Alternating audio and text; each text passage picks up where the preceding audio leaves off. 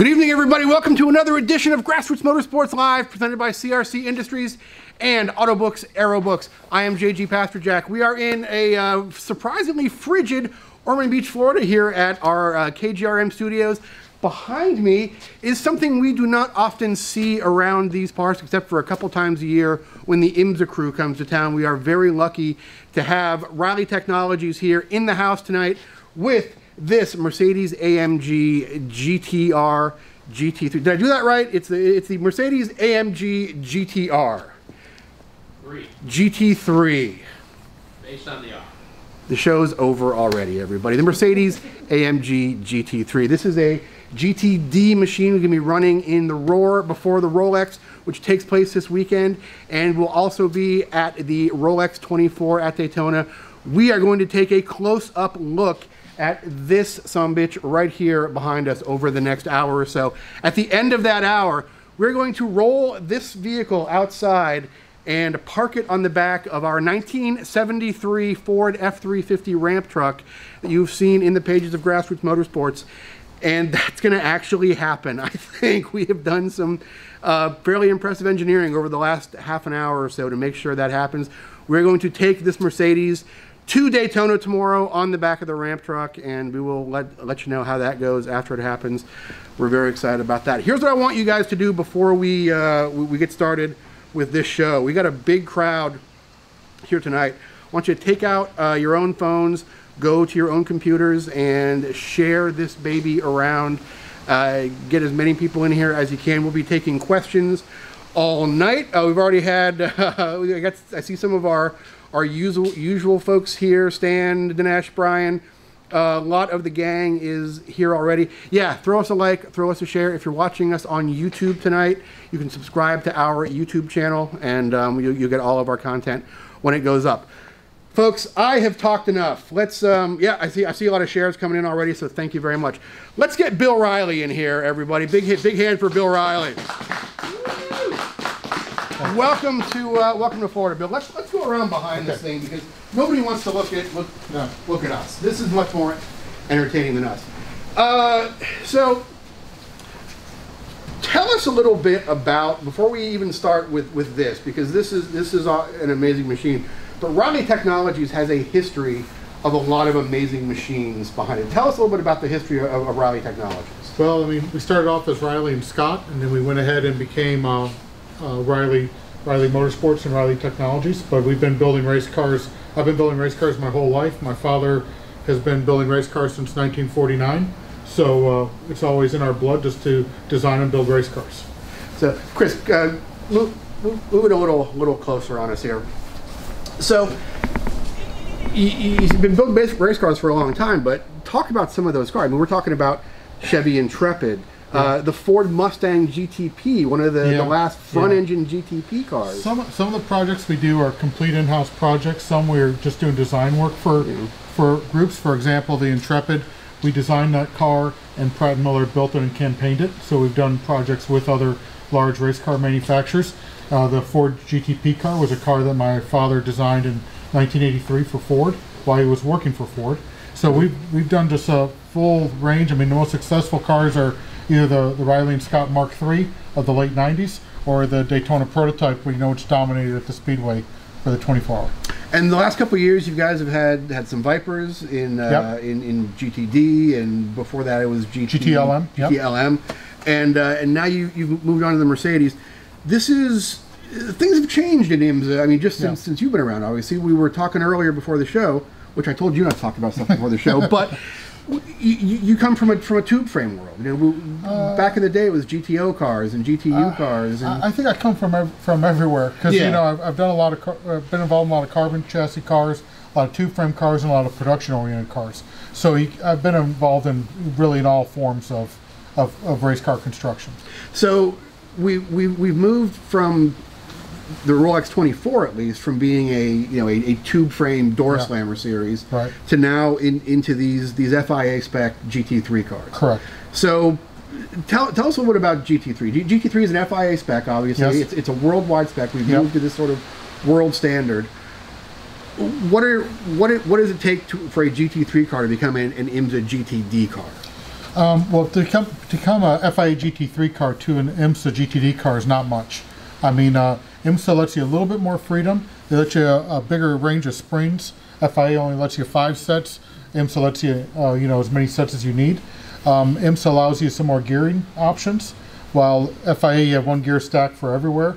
IMSA allows a stack for Daytona and a short stack. Okay. So we have 3 stacks that are available for an IMSA.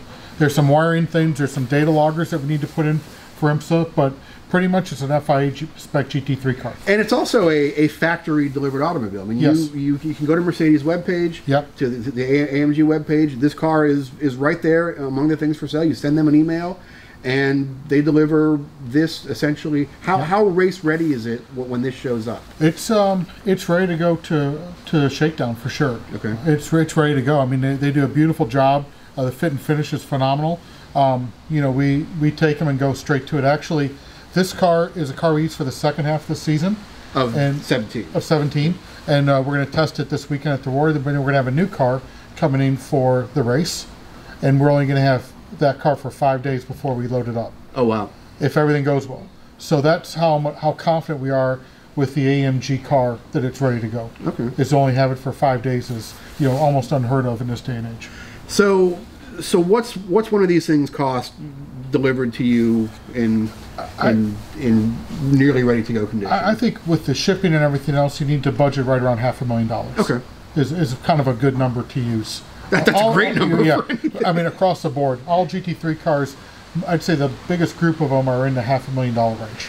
And when we talk about GT3 cars, there's several manufacturers involved, and you are no longer the builder, essentially. You are the manager and the maintainer, but the manufacturers are building these cars. And from what I understand, the GT3 rules are essentially they almost give you a performance spec rather than a build spec. So so how much building actually goes into this car from a stock? And we'll take a closer look at some stuff before. But well, that's kind of a couple questions there. They give you a performance window for you to hit. You know, whether you want to go with a low drag car or high downforce car or high power car or low weight car, they give you a performance window to build a car into that window. You know, it's kind of strange going from the Viper to the AMG is they're at opposite ends of the performance window. So, you know, the things that we were complaining about last year, now we're on the opposite end of complaining about this year. So with the Viper, you went from heavy high horsepower car to a lighter, we went lower to heavy high horsepower low drag car to a high downforce car, lightweight car. So it's kind of we're on opposite ends of the performance windows, but it's working out fine.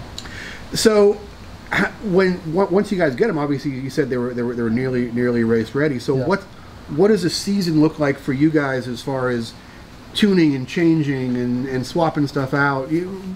Breakage aside, you know, what is the maintenance program look like? Well, there's still quite a bit of I'd say preventive maintenance, because we have Ben Keating as a car owner, and he's our partner on this car, on the 33 car, and we want to make sure that we're in the championship mode every time we roll out. So when we get back to the shop after event, Tyler Hook, who's one of the engineers, and Steve Floyd, who's the lead, they work together on a list to come up with a job list on what has to be gone through and what's getting close to being the edge of mileage and what we can wait on depending on how much time we have between events. Okay, so let's talk a little bit about, I mean, obviously this starts life as an AMG GTR. Yes. But it's still fairly substantial as an AMG GTR. Like yes. Can you kind of show us where the Mercedes ends and where the race car stuff begins? Well, it does have, you know, suspension on it that's you know, racing suspension. It does have a carbon torque tube. It does have a Hewland transaxle. It uses a 6.3 liter V8, 4-valve V8, you know, compared to the bi-turbo engine.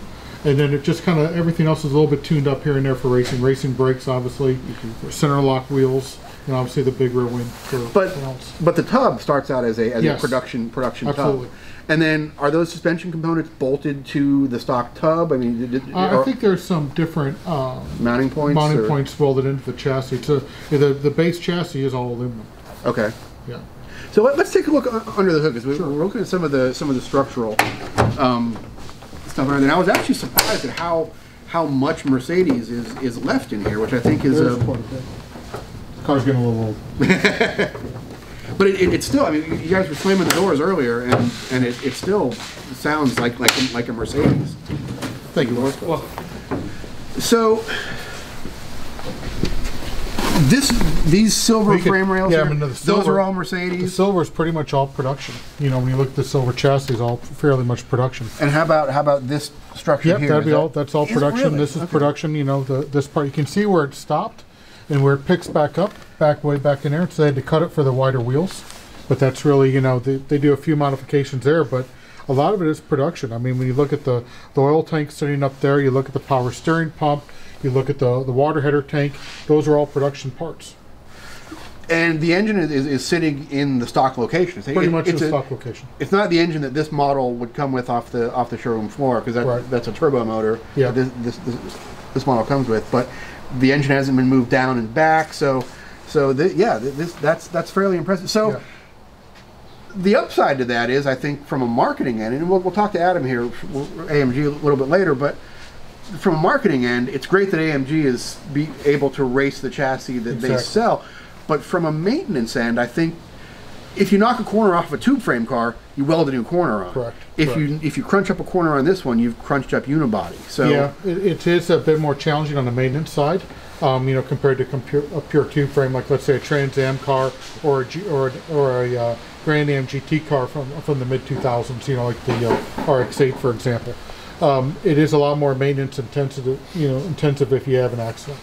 So we had some questions about horsepower, and before you Okay. give us a number, I want to point out that you guys have to breathe Yes. through these two little tubes right here, Yes. which are serialized. Which I'm guessing you didn't get these off of eBay. These were given to you by Yeah. IMSA, I would imagine. So this is part of the BOP. Currently, the 36 millimeter restrictors are in the car per our BOP.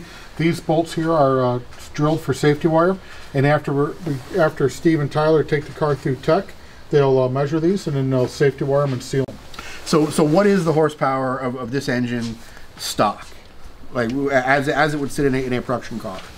I'm not too sure what the production power was, but right now it's in the mid 500s. As it sits. Yeah, with these restrictors. And so is this internally a production line engine, or Very similar to a production Really? engine. It might be tuned up a little bit to run on the restrictor, but yeah. you say tuned electronically? Yeah, or So the cam they change possibly, the cam. but it's hard to. I'm not too sure what they've done. Okay.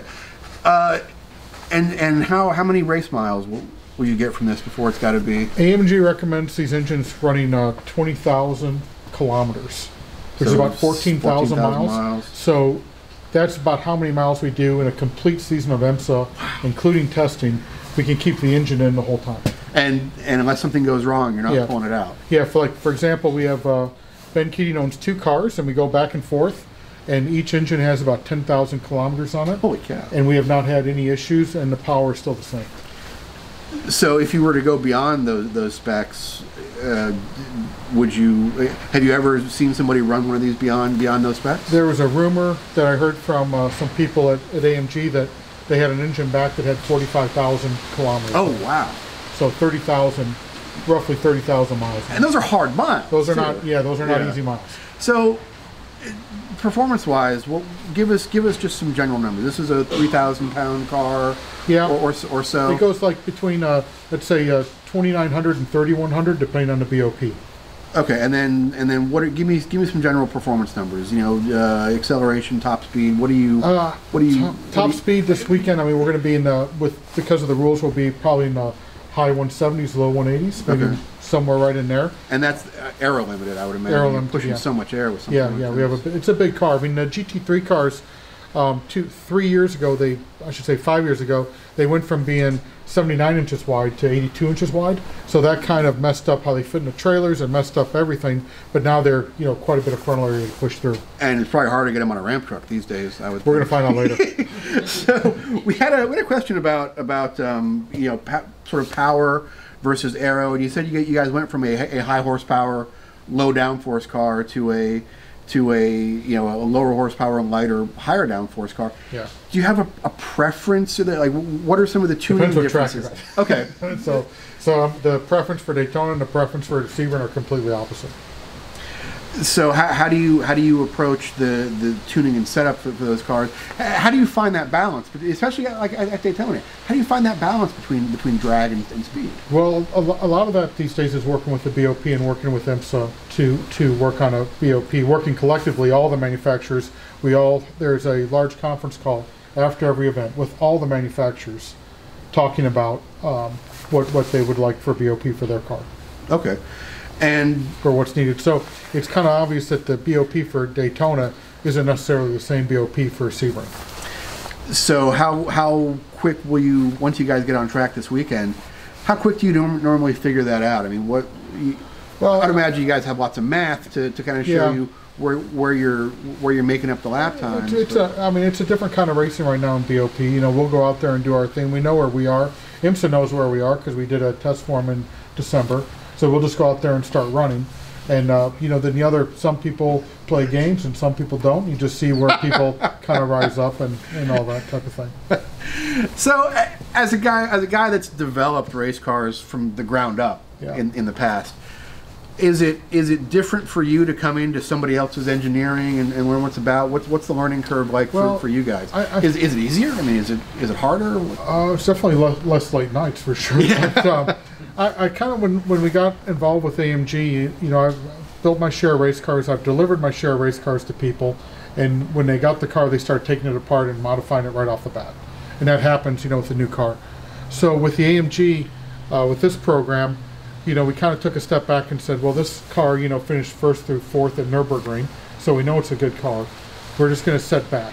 And basically, we set back, we take a lot of input from AMG engineers. We have an AMG engineer with us pretty much at all the lawn races, and we all work together with them. So, you know, we work very closely with AMG on where we are and setup and so forth. Which is kind of an advantage, I would think, for these factory-built race cars. Yeah, You've got access to factory engineers. Yes. And if you want to fix something, the answer is either, well, here's the factory got to do it, or no, IMSA says we can't let you change that. And kind of to the philosophy has to be is that, you know, we work on the car and make the car the best we can, share enough with as much with AMG.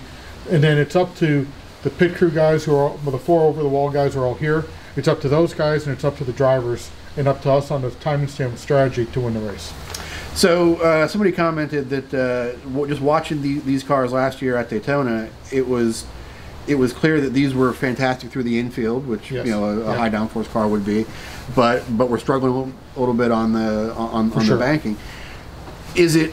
You guys going to get a specific gear set for Daytona, obviously, but that's such a different track than you're used to anywhere else. I think that this year we're probably going to try to trade some weight, add some weight, and add some power. Okay. And that's what we'll see how that combination works for us to be a bit more competitive. We had a very good race last year. We had probably the best. This is my 31st 24-hour coming up at Daytona. Wow. And probably had my best race last year with the best. We had the best crew. We spent the least amount of time in the pits. We had the best drivers. The car had the dive planes. That's how you can kind of tell if the car has dive planes on it. The car had all the 4 dive planes on it at the end.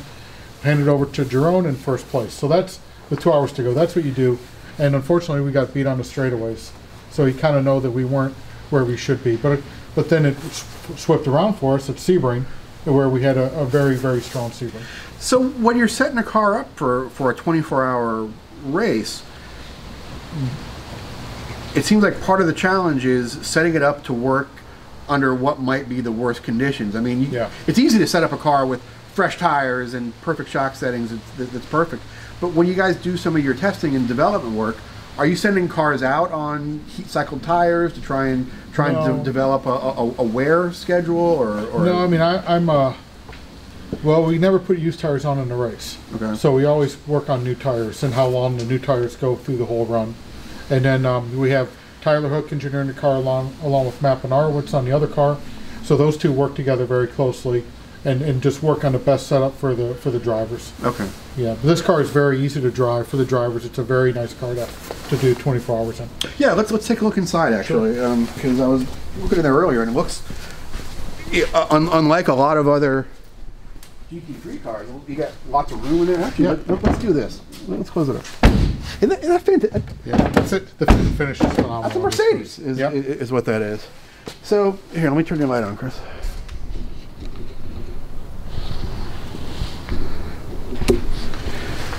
So what are we looking at here, Bill? I mean, that is essentially, these cars start with a production tub.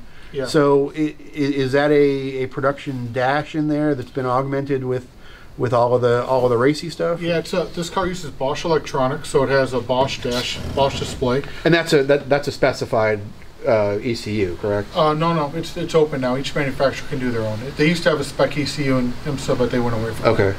But one thing that's interesting about this car on the safety side that AMG did was the seat is a tub, and it's built into the back of the car. It does not adjust. Okay. And the pedals are on a slide, and the driver adjusts the pedals to come to them. Oh, very cool. So if you put your hand on the shoulder support or the head support and feel it, it's in there. Oh, wow. So it's really a safe way of doing the cockpit for safety. And so then when they deliver the car, they deliver it with the shell, and then you pour your inserts. Yeah. So that's cool. So that's just bonded right into the actual tub itself. Yeah, it bolts in, but it's a good way of doing a safe sell. So you said that these cars were built predominantly out of aluminum. So what's the cage attachment method? Well, I think if you see down in there, you can see the plates. Okay. And so it's a steel cage, and it's bolted into the aluminum chassis. Oh wow! So it's a bolt-in roll cage in a $500,000, just like we used to run in showroom stock C back exactly. That's great. So I should say this: when the FIA, they have a pretty strict on how to do bolt and fastening methods, and so it follows all of those mandates. So grade 5 or above. I think so. So is any how far does the cage extend outside the passenger compartment, or is the cage just inside the passenger compartment? No, I think the cage goes all the way forward. Also goes up through both ways. So are some of the suspension loads tied? Yeah, it's all tied in through the wall. Yeah. Okay. What do your drivers tell you about this thing as far as comfort and ergonomics? I mean, do they come out of the car fairly fresh? Yeah, I mean it's usually a very easy car to drive. Very easy. So we had a good question for you actually. Having been around IMSA for so long, and now you can buy this without ever talking to somebody online. If you buy this just like buying something off of Amazon, versus back in the day when you had to build something from scratch, or buy something from a company like Riley Technologies building something from scratch. Is that cool? I mean, what is that? What's your impression of IMSA today versus? Well, there's a few customers that I wouldn't want to talk to. Well, yeah, it works out pretty well. Maybe just as a fan, or a guy who digs the racing. It's a different time though. I mean, you don't have.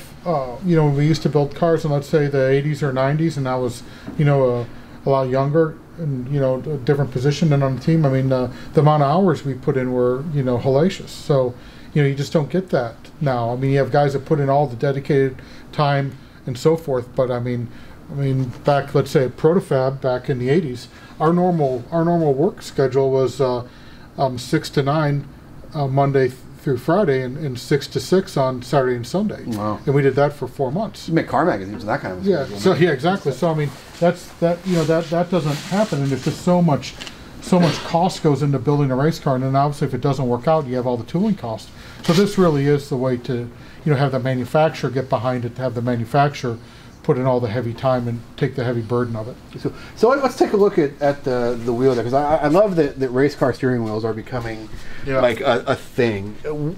How much data does the driver have access to just from that little control center there? Well, quite a bit. I mean, you have the traction control maps, you have the ABS maps, you have the engine maps, you have everything. Everything is on there now. And how many, for a race like Daytona, how many different setups will they have access to, or is it sort of infinitely adjustable? They don't adjust a whole lot. I mean, there's probably 10 ABS maps, but they usually only use 2, and then same with the TC.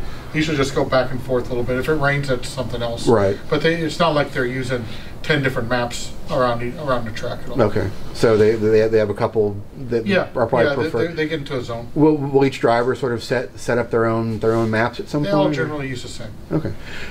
So somebody asked, is cage factory or team installed? Well, the car is delivered as it sits, so the cage is installed. So if something does happen though, if you how much of that cage can you modify if you want to? Are there any modifications available to maybe fit different different fire system in there or different? No. Okay. if you crash something, how much can you fix before you better send it back to AMG? Well, on the safety stuff, let's say if you have a different fire bottle thing, you know, each FIA GT3 car comes with a 100+ page document. So they have a fire system they have picked out, and that's what's in these cars. But as far as modifying goes, or not modifying, as far as crash repair, there's usually an AMG person at the track. So when there's an accident, they get involved right away. And then they have a chassis shop in Charlotte that does all their race car repairs. Okay. Oh wow! So right there where you guys are. Yeah. So and these are available. Yeah, I know some of the factory GT3 stuff. They want to kind of vet the teams coming in.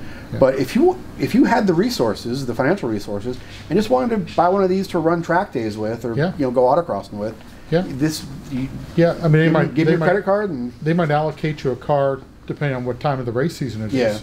You know, I mean, they're not going to push you in front of, let's say, Ben Keating's car because he's going to run a 24-hour, and you're going to use yours for a track day. Yeah. But yeah, I mean that would be available, especially the new GT4. Oh yeah, and which is a sort of a less modified version. Yeah, but it still has a lot of this car's DNA in it. A lot of the GT3 car's DNA is in it. So with the new car you guys are getting, have you seen that car yet? How different is that from this one? It'll be identical. Probably identical. Just new. So what do you guys know? You said IMSA has infinite spring setups. Yes. Basically available to them. How many different setups will you usually have? Will you have a setup for every track, and then a couple different conditions at that particular track? Pretty much. Tyler and Matt kind of stay within a range. Okay. You know, so we don't go too far off one end or the other. Then if they start doing too many changes a weekend, Steve Floyd locks up the spring cabinet so they can't do any more changes. But they stop making stuff better after a while. Yeah, exactly. So let's take a look at some of the aero back here. And the aero is all. So is this an IMSA specified aero, or is this the GT3? This is the FIA GT3. Okay. And then you can see all the adjustments, all the range. So we're going to Daytona, so obviously we're in the lower range of the downforce, and then it has the big diffuser underneath. And the bottoms are nearly completely flat. Pretty much completely flat. Yeah. I mean, obviously there's a lot of stuff underneath the front, splitter-wise. Than the diffuser. So is this the same wing you'll run all year? So yes. So it's not a Daytona specific wing. It's even the wicker is FIA spec. Oh really? On how high it is. So we'll run the same wing all year. We just play with the actual angle of attack for what track we go to. Obviously, you know, at some tracks we run more rake. More rake is more front downforce, and you put the wing back in it to get the balance. Okay. Very cool. So let's throw it up on the jacks and pull a couple of wheels off here, because A, it's awesome to watch it go up on the air jacks, and B, we want to take a look at some of the suspension here. And if anybody, we got some great questions coming in. If anybody has any questions for Bill Riley or for the guys here, let us know. So actually, yeah, this is a great question. You guys have gone through. Sort of multiple versions of this car now. Do the individual chassis end up sort of having their own personality, or will one setup transfer nearly verbatim to another setup? I think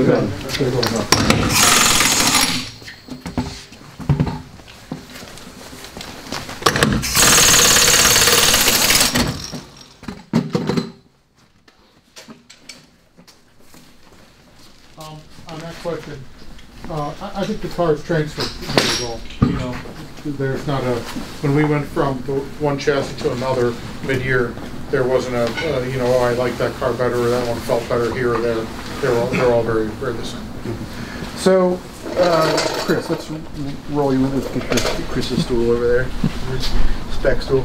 So, give us kind of an idea of what we're looking at here, Bill. I'm seeing. What, that's about a 16-inch rotor. That's it's a 15. Okay, that's like an inch thick, and this is all additional cooling ducting.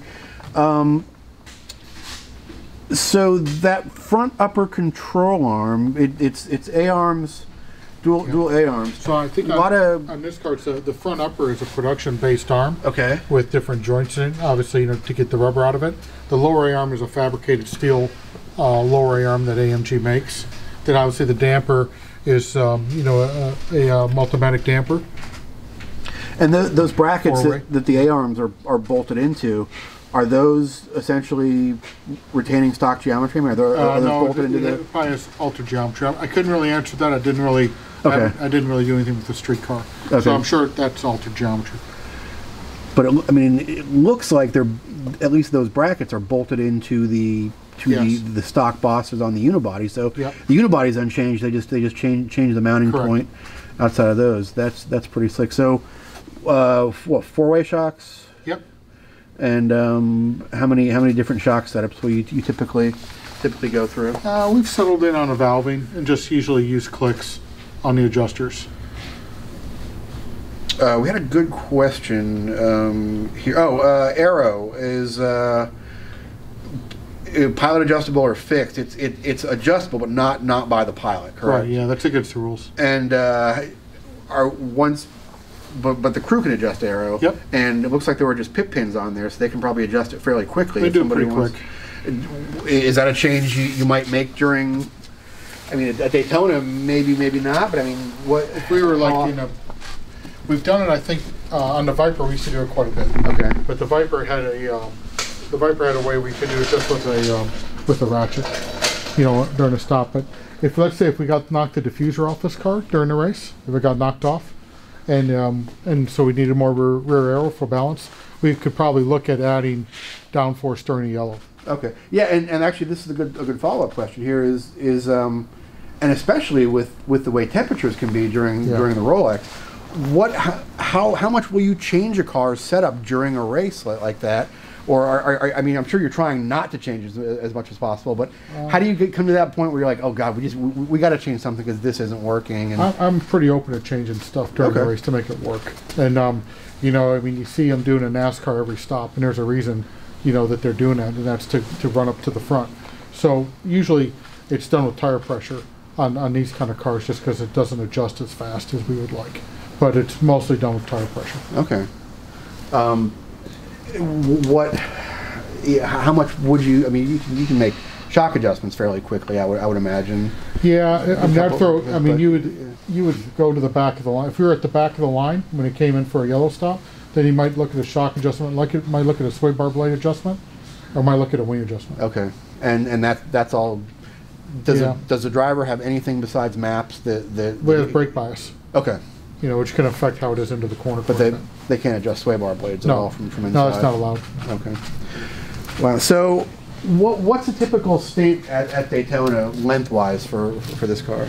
It'll be just under an hour, and then we'll either try to double stint the drivers. And is that fuel limited or? Yeah, it's fuel limited. And how many stints for the tires? We'll just do one. Oh, okay. So are they done after that, or they're done in about a stint and a half? Okay, so you stint and a quarter, they start to go off more and more, and at near the end of one stint, they start to feel them like the rears are starting to go away. So then they usually can't stretch it out too. So, as difficult as endurance racing has gotten to run at the front, we've seen Daytona 24 hours won by tenths of a second in the last 5 years or so. How quickly during a race do you kind of get the feeling that, okay, this could be going well for us, or crap, this is over, we're done? What are some milestones you kind of look for during the progression of a race? I think that usually there'll be a yellow in the middle of the night somewhere, and then all of a sudden it'll go green, and how fast you can march up to the front, then you'll say, okay, we're going to be good today or tomorrow. We're going to be strong enough. So usually, kind of something like that'll happen, and you'll have let's say you'll have your own Bleekum on it against his peers at his level, and you'll see him march up through. Take him 5 laps to march up through. Then you're like, okay, we know we're going to have a strong day. And so somebody said that this is their favorite color combination, the best looking GTD car in the field. Very good. So hopefully this will stick around. Yeah, with the green hell stripes on it. Yeah, that is. Somebody asked, are they spool valve shocks? Yes. Explain that to our less technically minded, if you can. I could start, but I'd screw it up right away. Yeah, I'm probably screwed up too. I mean, just really as a valve with a window. But at least people will believe you. Yeah, it has a valve with a window where the window will let the fluid through, and the window's cut in different shapes. That's probably the easiest way to do it. Okay. Oh, fuel capacity. How much fuel are you going through tonight? IMSA limits that, and I think we're at 102 liters. We are at about 100 liters. We run under that around 97, 98. Yeah, we give it a little safety margin in there. Okay. So we're right around 98. Safety margin, so you'll make weight, or no? That if they pump you out at the end of the race, the bag could expand a little bit, and it takes into account the lines and all the fuel rails and all that type of thing. So you don't have a 75-foot long smoky unit. No, because like if Charlie Cook, who's the main tech guy there, one of the main tech guys, if he wants to check you, he's checking everything. So you have to make sure you have a little bit of a Charlie Cook factor in. Yeah. So okay. So you guys are obviously here for the Roar before the Rolex, which is the essentially the test period to kick off the IMSA season. It's a required event for you guys. It isn't like an optional test day. What is your tech procedure going to be like tomorrow? It'll be standard tech. Yeah, it'll be full tech. So what is IMSA going to be looking for? Like how long does it take to get through IMSA tech? I would imagine longer than it takes to get through the autocross tech. There's two stages. One, they come through and check all the safety items, seatbelt, expiration, fire bottle stuff, all the normal stuff you do at a normal club race. They'll come over and check lights, brake lights, and all that. Then you go through and they check ride heights, they check the weights, they check wing height, they check, go through the whole car front to back and make sure it's legal. I would imagine one and nice, of course restricted. Yeah. And I'm sure one great thing about the fact that these are series produced cars is they're all homologated, and AMG's got all the specs on them. It's not like they're teching a tube frame car that didn't exist a year ago. Right. Yeah. They're doing something series produced. Actually, another follow-up question on the tires. You said they tires last about a stint and a half. You lose the fronts or the rears first? Or rears. Is that because of power transmission, or just does a lot of the cornering? Usually just they take more load. What's the weight balance like? I think it's about, on this car, I think it's maybe 46% on the front. Oh wow! So it's tail heavy. Yeah. But it's a transaxle. Maybe 47%. I'd have to. It's been a while since I looked at that, so it's a little bit. It's maybe 51, 52 on the rear. That might be a better way to say it. So the engine's obviously is the engine behind the front? Yeah, the engine's completely behind the front axle. Yeah. Then it has the gears rearward transaxle. Yeah. The clusters in the rear. Okay. And it's dry sump, but the oil tank is right. No, I'm sorry. I'm sorry. The clusters in the front. I'm getting my GT cars and that stuff. The clusters in the front, but it is a transaxle. Okay. Tell us about the braking system a little bit. How much of like the ABS controller and that's a Bosch. It's a Bosch Motorsport ABS system, and that's available. So it's really just a racing system you buy from Bosch. Okay. Let's see, got some good questions. Rotor replacement intervals. Do you guys go through any rotor replacements during the 24-hour race? We didn't last year because of all the rain at the 24-hour. In Sebring, we made it the whole way. We do kind of a bit of a pad choice to make sure we don't hurt the rotors too much. But this year, because of the extra weight the car has, we're going to have to do rotors and pads probably between the 8-hour and 16-hour mark. How many sets of pads will you go through? One set. Really? I mean, we'll change once. Okay. So we'll use 2 sets up the whole race. The rears might go the whole way. Wow. That's impressive. Just got a message from Gary Johnson, of all people, from back in the day. Says Bill Riley and Ben Keating rock. Yes, Gary, they do. Thank you for checking in. Gary, we've known Tim. How long have we known Gary Johnson now? 25 years. 94. From first Neon ACR prototype, we worked with him on that. Yeah, he was the guy that introduced us to the Neon ACR prototype back in the day, and the Viper Comp Coupe, and the ACR. He was the program manager on the Viper program for the GTLM and the GT3 car, and he was just an outstanding program manager, and it was a pleasure to work with him. For him. We got a great question about the air jacks.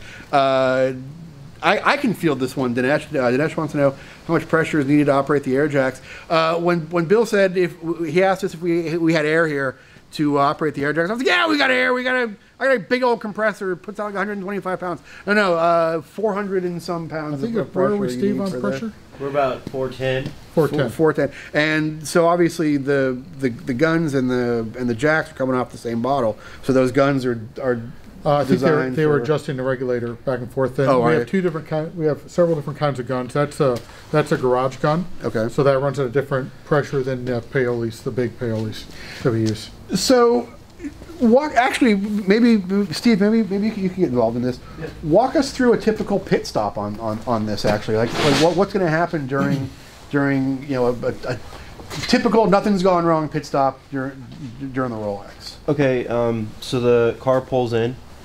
None of the crew's allowed over the wall until the car comes to complete stop. We focus on making sure that the fueler gets stabbed. That's most important. And by stabbed, you mean gets his Yeah, his the he doesn't redhead physically get he stabbed. stabs You got to call the cops. redhead and in. No, keep nobody's him up. getting stabbed. Yeah. So he needs to get fuel in as soon as possible. That's the longest part of the stop. Because all the fuel is gravity fed from. Right. So he's not dumping a bottle though. He's coming from a fuel rig, right? No, we have a tank that's raised, and then we have a certain height that has to be. Oh, yeah, everybody yeah, has the same. They specify the height for the tank. The height. We have restrictors, so Oh, wow. different cars have different teams, and have different restrictors. And the hose length has for the vent and the fuel in has to be a certain length. That's all mandated by EMSA, and then he stabs it in, and there's a in, and then there's an out. So vent the pressure that's in the cell out is liquid goes in, and then the driver and the driver changer are trying to if we're doing a driver change, they're there at Daytona. Since it's on the inside, it makes it a little bit more difficult for the rear tire changer and the fueler, and then the driver changer and the driver getting out and the new driver getting in. So it's actually preferable to have the drivers on the far side of the wall where they're not bothering the crew guys, I would think. No, it all has to happen pretty fluid together. Okay. So Wesley, he's removing the inside rear tire, and then I run around the the right side of the car, the outside. I drop a tire that's in my hand. I drop it on the ground, and I come around, and I meet Fred, and he has my right front, the new tire that's going on. I take that off. He slings the tire for me onto the hub, hangs it, and then I hammer that nut on. And then I run to the rear. He runs around the front, and he has to wait for Wesley to finish putting his rear tire on, because there's only allowed 2 guns over the wall. How many people over the wall total? 4, and the Okay. fueler's considered a service. And the drivers don't count. The drivers, no, they're drivers, so they don't. They always count. They're always, but the driver changer is just the driver assist. He can't work on the car. Okay. If he does anything to help us or touch the car mechanically in any way, he becomes a mechanic. And if we have a fueler over while that happens, we will get a penalty, because that will be a 5th mechanic. Now the fueler can get over the wall, and then somebody else can get over, or the fueler can work on the car afterwards. But like I said, the fuel's going to take the longest. We'll get done with our tire change, and then usually before the fuel, unless it's a short fuel. But if it's a full fuel load, we'll get everything done, the driver in, ready Oh, wow. to go, clean the grill, maybe tear a tear off. If we have to add oil. Yeah, I saw you guys have these nice big tabs on the tear off. Yeah. And Makes it easy with gloves. And you even color code them too. That's pretty clever.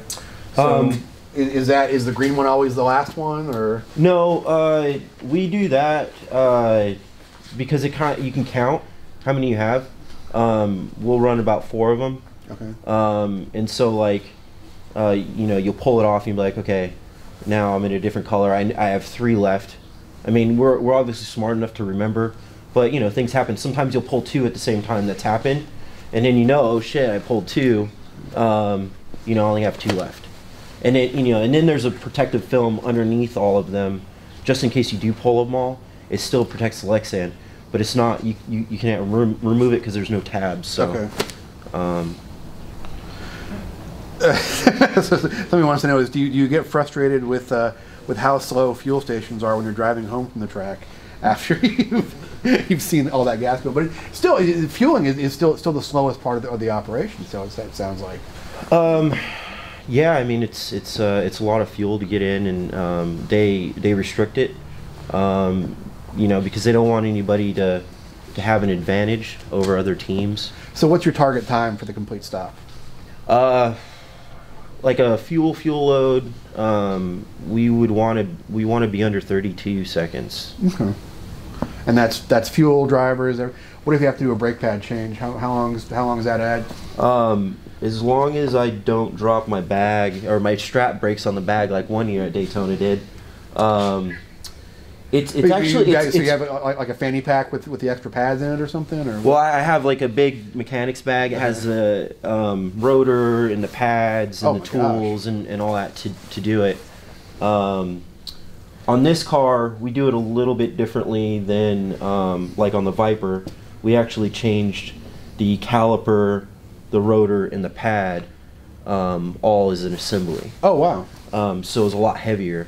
With this car, the way the brake duct is, it's all bolted and incorporated kind of to the caliper. So it would take a lot longer to do that. So what we have to do is we have to pull this, it's a ring right here, off. And the reason why this ring's here, and there's little magnets in the hub, if you see here. Oh yeah. The reason why they do that is because they don't want this spline to dig into the wheel. So this is just a protective steel. It's a doily basically. Yeah. So you have to get that off, and then you have to remove your bridge bolts, and then pop your clip out. You know, remove the pads. You know, you can get this rotor off with the caliper still on. It's a little difficult when you're trying to do it in a rush, but and when it's hot, I'm sure. Yeah. I mean that isn't exactly going to come in cool, I would imagine. No, we have tools that stab into the veins, and then you can do that. But you know, you get burned every once in a while, but that's just part of the job, you know. And then you have caliper spreaders spread the pistons because the pads are so much thicker. And then you just do it in reverse. Tell the driver to pump the brakes because he's not going to have any for a little bit. Assembly is the reverse of removal. Just yeah, like right. Every Haynes manual. And you know, on a good stop, we want to do it before. We probably do it in like a caution. That's the best time to do it. We want to do it before the cars come around to lap you, because you don't want to go down a lap. Wow. Okay, so you're under caution. That's what, about a 245. Yes, in there. It depends how fast the pace car is going, you know. But yeah, so we can usually beat the pace car.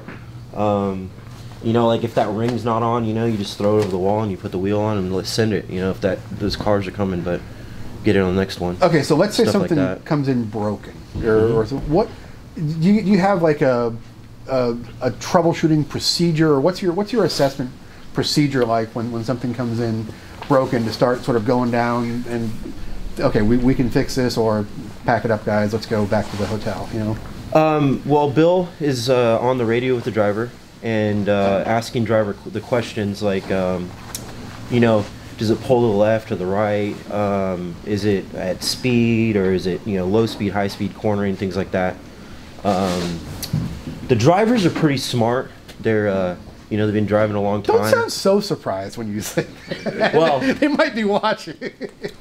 Well, you know, I've worked with different drivers, but our drivers are pretty turned on to what's going on with the car. There's some drivers that, you know, it takes a while to figure out they have a tire going down. Yeah. But with our drivers, a lot of them right away, you know, they come out of the pits, pick something up on the way out, and they're like, hey, you know, I got a tire going down, and then Bill will be like, yep, I can see it on the data, bring it in and we'll take care of it. If the driver's like, I don't know what's going on, like we got hit in the rear, and it broke some bolts in the upright, and you know, he just knew that something was wrong in the rear. It comes in, and we immediately go to the corner that we feel, or whether it's the rear or the front or side related, we kind of the driver has to be able to say like, hey, it's coming from the rear of the car. We'll go to take both rear wheels off, and then look in there, move stuff around. With that, instantly when the car goes up, the wheel kind of falls out, and you're like, there's something definitely broken. At that point, we usually will have to decide whether we can fix it on pit road or go to the garage. Yeah, that was my next question. Is how much stuff do you have in the hot pits with you to possibly repair something? What's the over under for going back to the garage?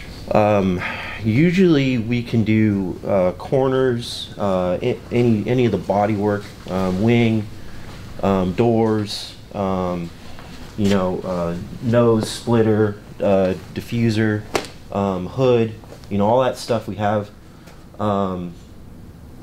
Radiator, but the IMSA says that they give you about 30 minutes.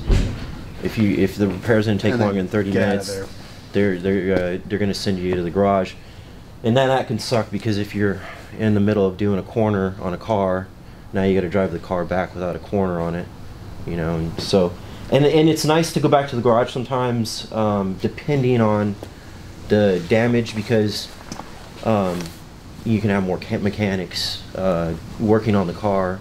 You're not limited to just 4. So there's maybe other services going on while the lead mechanics are fixing the issue. There might be somebody changing the rear brakes. Just to be able to, depending on where you're at in the race and what's going on. Speaking of brakes, you mentioned pulling the caliper off with the rotors on the Vipers before. Mm-hmm. So those are dry brake lines, obviously. I would assume. Yeah, it's a Stobley dry brake. Okay. It costs extra money, but to not have to purge them afterwards. Yeah, it's the only way to really do it without having to bleed the brakes afterwards. Awesome. All right, so I think what we're going to do next is we are going to roll this thing out of here, and we are going to throw it up on the ramp truck and see how that goes. While we're doing that, let's get Adam Saul over here.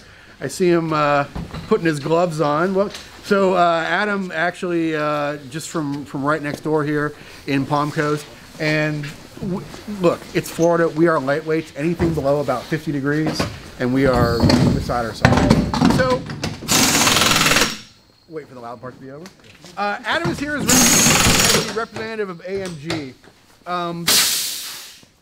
We talked a lot with Bill about the move from tube frame cars to production-based cars, and I would imagine that the manufacturers were a big driving force behind that, because now AMG has the chance to race their chassis on track. Is that some of the motivation there, you think? Well, the GT3 concept in total, everybody was keeping an eye on it here in this country. And it gave manufacturers like Mercedes-AMG the chance to come over here and race, which is good, because the program was developing very nicely over there, but definitely the type of car that fits the Mercedes model. So who's the average, the average customer who's not an IMSA driver for this? Have you guys sold some of these cars to people doing track events, or people doing sort of club level endurance racing in Europe, or what? Who's buying? I really these can't things? speak to Europe. There's so many over there, and the program's been there, with the SLS before this for several years. So I'm not sure if there's guys over there running them on track days or not. But here, how many of these have been produced? It was a lot. They didn't like to talk numbers. Got in trouble for that at Petit Le Mans, talking about numbers. But they're is it a 3-digit number? It's a good number. Okay, it's a good number. So it's very good, but we said no, don't talk the numbers. But it's been solid. It's been a good program. But I don't think there's a lot of guys running GT3 cars on weekend track days. Not the Mercedes-AMG. GT3. But you guys have the GT4 car that actually slots nicely into that that thing, which going very well. As Bill said, uses a lot of the DNA from this. And is that car also eligible for the Continental Challenge Series? It's going to be. In fact, there'll be 5 testing here at the Roar this weekend. Oh, wow. And could have double that for the race. Wow. It's been really successful, and every day there's announcements coming about new teams. So good-looking cars, a lot of good drivers. Damien Faulkner, who raced with us at Riley Motorsports a couple years ago, he's running one of those cars. It's really good. So yeah, a little bit. It's based on a lot. It's got a lot of the ancestry, the recent ancestry, you could say, of the GT3 car. but it has more the drivetrain similar to the GTR. So what is, as the marketing guy, or the PR guy, sorry, what does success look like to you from a program like this? Like what after a race, win or lose, what are you talking about in the press releases? Well, what's AMG's angle? I mean, the marketing guys will tell you that the United States, I mean, it's the market, if not the #1 market, and I think it might be. So of course it's here. So any success here, it's great for sales, I'm sure. But at the same time, we were shocked. In fact, when Mercedes came in last year, Bill and I were talking. I said we had no recollection of a Mercedes-Benz ever running in the 24-hour race. Wow. And we did some research, and sure enough, that was the case. A Mercedes had never turned a wheel into competition at the highest level. Some guys ran one of an international sedan and stuff like that, but never, and that was just unbelievable to me. So the main thing is they have to be here to prove that they are the best, and they are. Very cool. So, what? Any predictions for this year? How easy your job is going to be? What? Oh, my job's really easy. I got a bag that has candy bars. I don't have brake rotors. And we've seen your camping chair. You hang out in the press room. Exactly. It's kind of rough. To quote Paul Newman, I like to pull a sleeping shift. Get 22 hours of sleep. But no, it's fun. I can't go to sleep. Actually, got to keep an eye on it. I love what these guys do. And I'm amazed that guys like Bill can stay in the stand the entire time. Yeah, that's cool. So we're gonna get this thing on the Ram truck. While we're waiting though, let us talk about some of the folks that make this fine programming possible. If you are an NPR listener, this is the part where you kind of tune out a little bit and look for something else on the radio. No, don't do that here. I'm gonna go. I can walk to any shelf in this garage and I can find a CRC product. That is because CRC not only is the presenting sponsor of this show, they are a phenomenal product that we use constantly. Hey, Bill, you guys like the CRC stuff there at Riley Technologies? You big users of CRC? Hey, or do you have a competing sponsor? Oh no, we'd love to use CRC. Darn right you do. Good.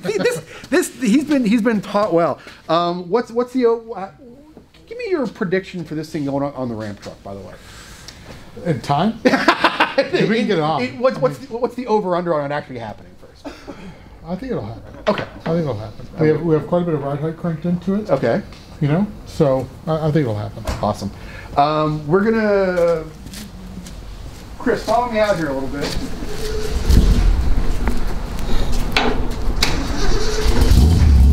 Let's turn our fancy light rig around.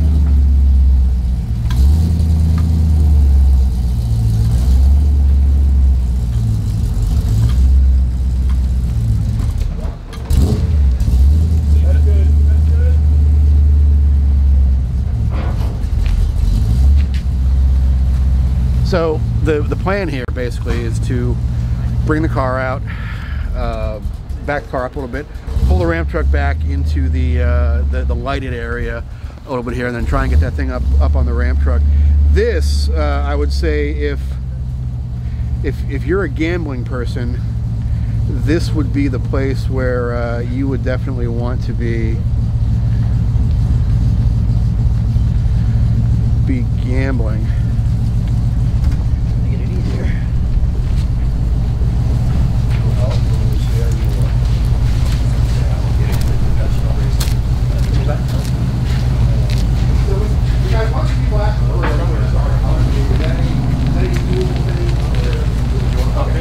Are we going ahead?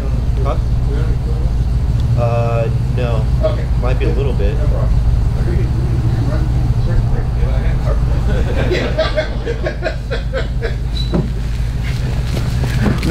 No fuel, so no startup, guys. Sorry. Chris, you're gonna want to come my way when they come out. They're gonna go to the right. Okay. And then they're gonna back it up here where you are. How's your shot look, by the way? Are you getting? Not as dark as I thought it would be. Kind of weird. Yeah. I like how they can go off either way.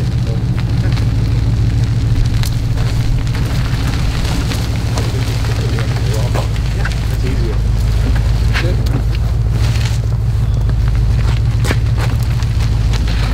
Good. Let us start.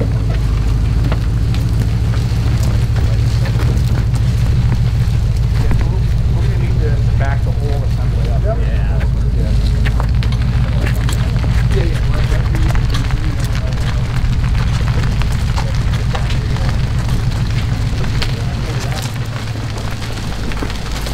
Okay. He's got to be in the light, so the truck has to come back. Yeah, that's perfect right there.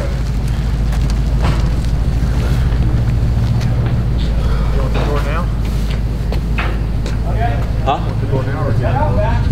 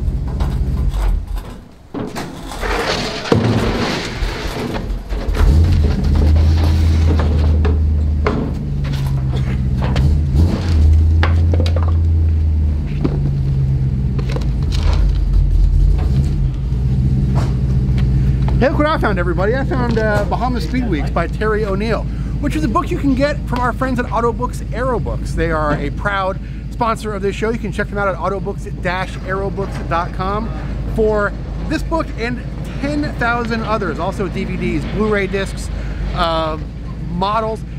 Go to their website, seriously, go to their website. You can check out all the cool stuff going on there. They have events every week. They have authors coming by, signing stuff every week. They have cars and coffee events every week. It's not only a fantastic bookstore and a fantastic sort of center of automotive knowledge, it is an amazing hub of the automotive culture in Southern California as well. Check them out at autobooks-aerobooks.com. And I will set this down now. Back.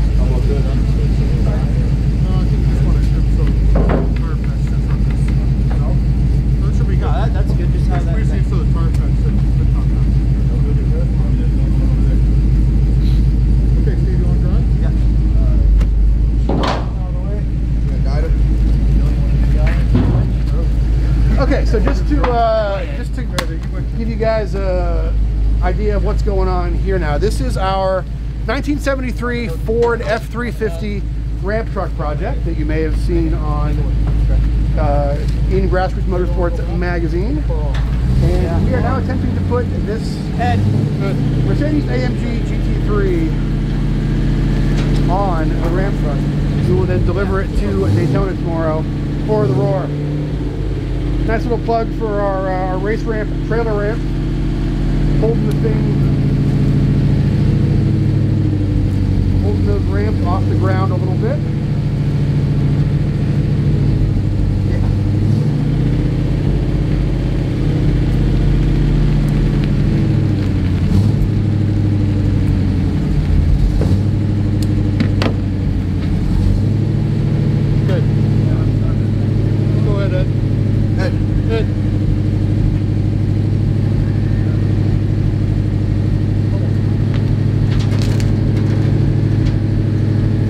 Moment of truth, folks. Well, there's going to be several moments of truth throughout this entire process.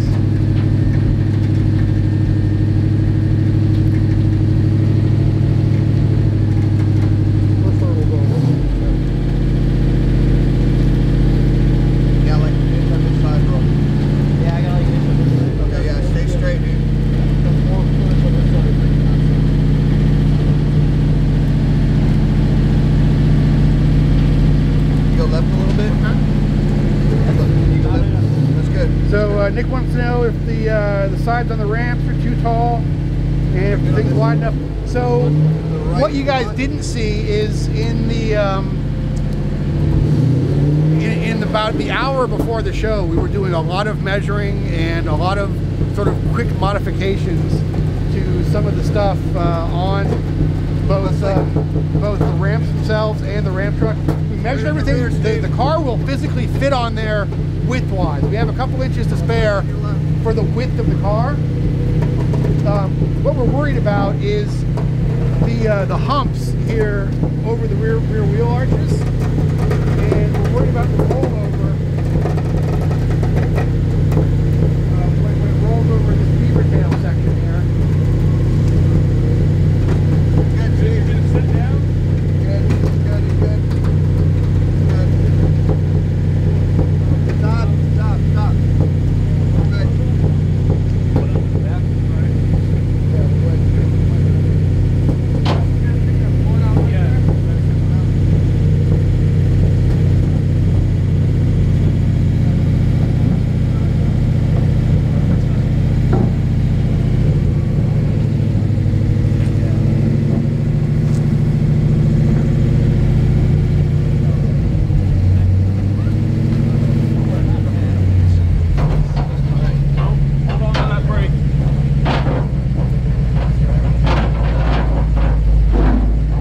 actually increased the ride height of the car as far as it can go, basically, which hopefully will be enough. We got plenty of 2x4s if we need them.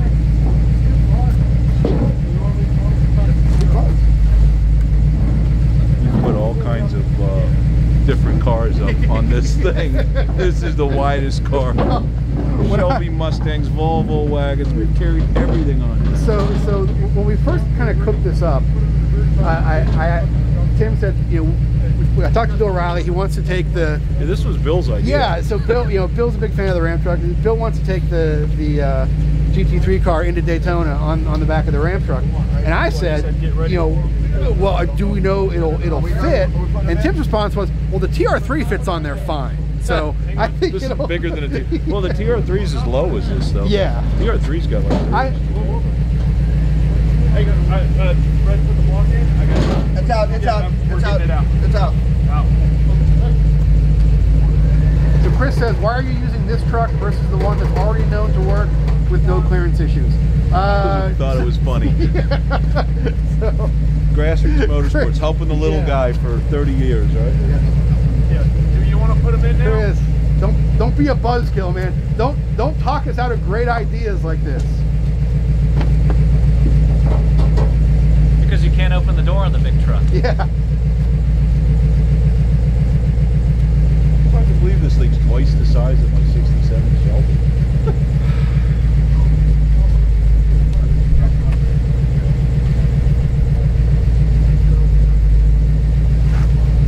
You add up the value of every vehicle we've ever carried, it's like 1/10 of this car.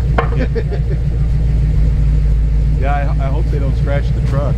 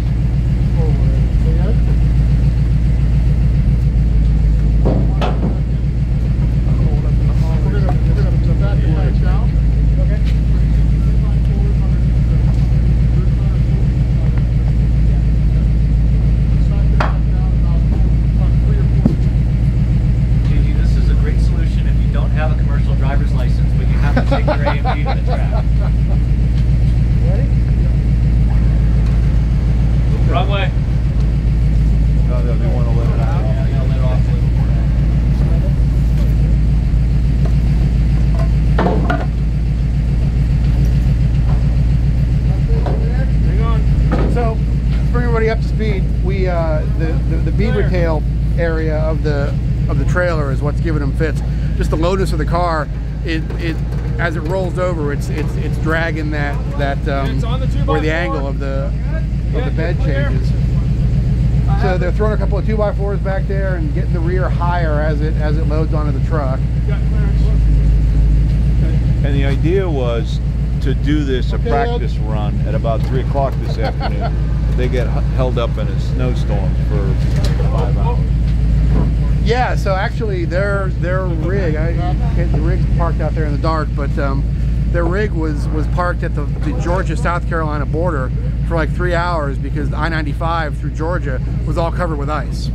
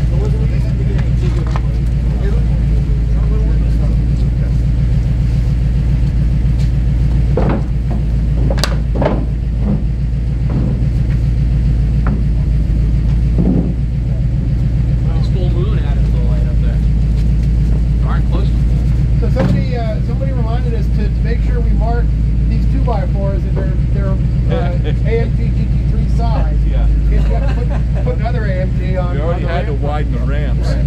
So, hey Bill, some of our readers are wondering if anybody, any of our viewers or readers should happen to visit Charlotte, any way for them to check out the Riley Technologies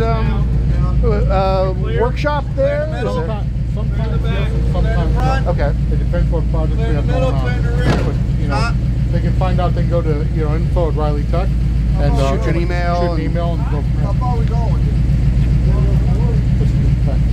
Yeah. You're on.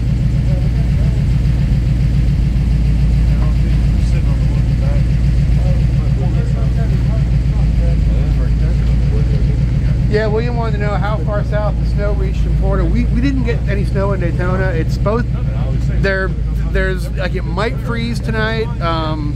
They're thinking it might be below freezing. We didn't bring any plants in or cover any plants because if they die, they die. But yeah, Jacksonville, like I think all the schools or a lot of the businesses closed in Jacksonville today because there's no. Yeah, everybody puts up with 30-degree temperatures and even 20s most of the country, but Jacksonville has no infrastructure for dealing with ice on the roads. So a tiny little bit of ice on the road shuts down a city like Jacksonville.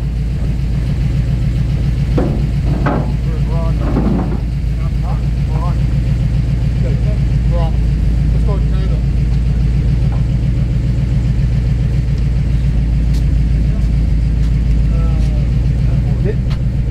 Did I just hear the words "we're on"? Yep. We're on. Yes! Take that. Somebody just won $100, I think.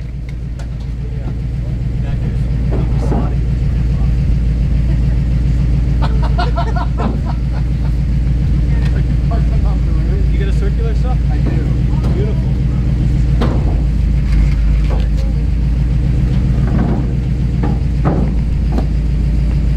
I'm putting on. Lightly used. Engine only has 10,000 miles on it. Yeah. You got the door? Adam has the door.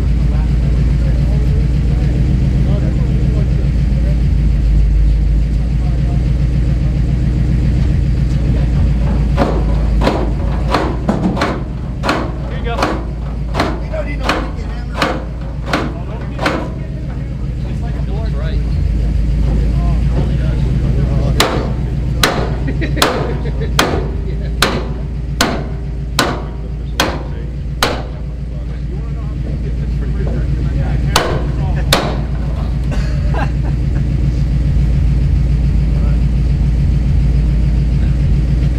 All right, folks, that is a Mercedes on a 1973 Ford F350 Ram truck.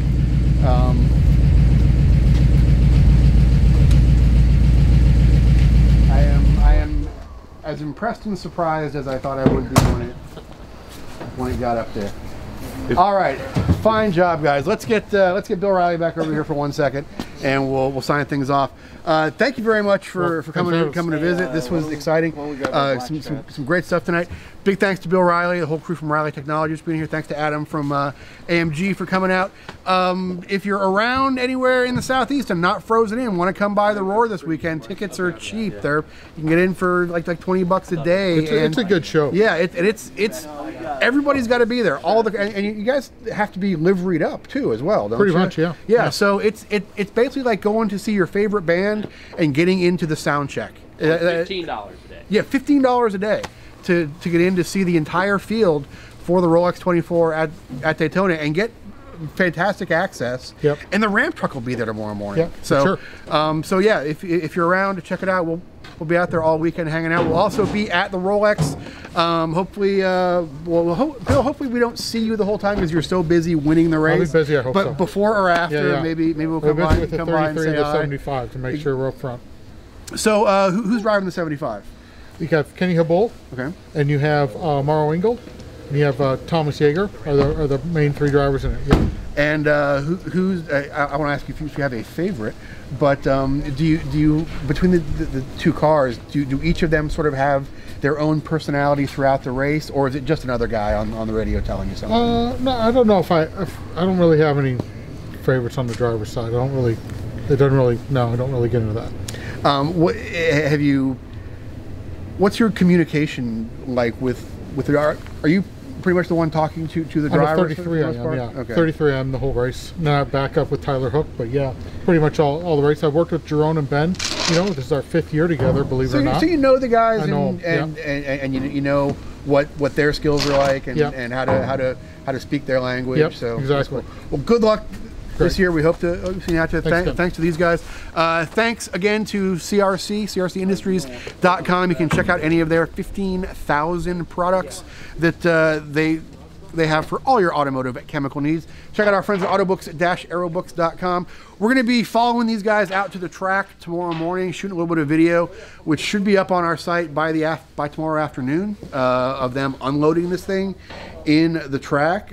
We really appreciate all you guys being here tonight. I'm going to look down here if we have any last minute questions. I apologize if I missed anybody's questions tonight.